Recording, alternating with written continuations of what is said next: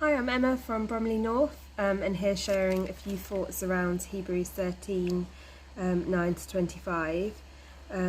So there's just so much wisdom packed within this short chapter, and so many different things that I could talk about. But one message that jumped out to me was around sharing our faith and suffering for Jesus. So I'm just going to read Hebrews 13 to 15 from the Message version. Let's go outside where Jesus is, where the action is, not trying to be privileged insiders, but taking our share in the abuse of Jesus. This insider world is not our home. Let's take our place outside with Jesus, no longer pouring out the sacrificial blood of animals, but pouring out sacrificial praises from our lips to God in Jesus' name. Make sure you don't take things for granted and go slack in working for the common good. Share what you have with others. God takes particular pleasure in acts of worship, a different kind of sacrifice that takes place in the kitchen and the workplace and on the streets. So this really spoke to me this week because I've been stepping out my faith more and sharing my faith with others and inviting people to Alpha. And I suffered a very small amount of mockery and exclusion last week, and it didn't feel good and it felt uncomfortable and it was difficult. But I had a word from Moses about me being like a lamb in the slaughter. Obviously Jesus was the ultimate lamb being slaughtered, but that God sees me stepping out and sharing in my faith, and is pleased with that and blesses those actions.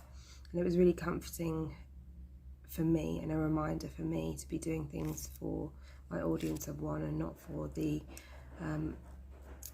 approval of others.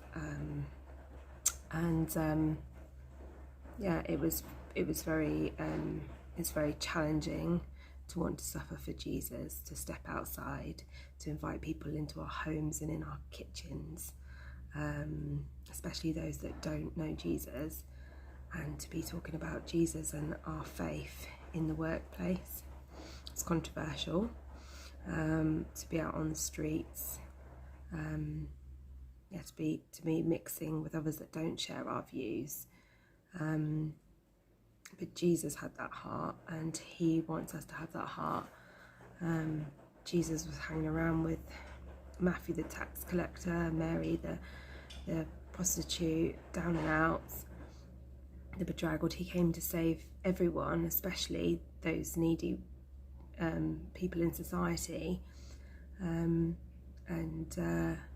we're called to follow in his footsteps and love everyone, not just keep our faith and our hope to ourselves and our church where everyone looks the same, has the same views.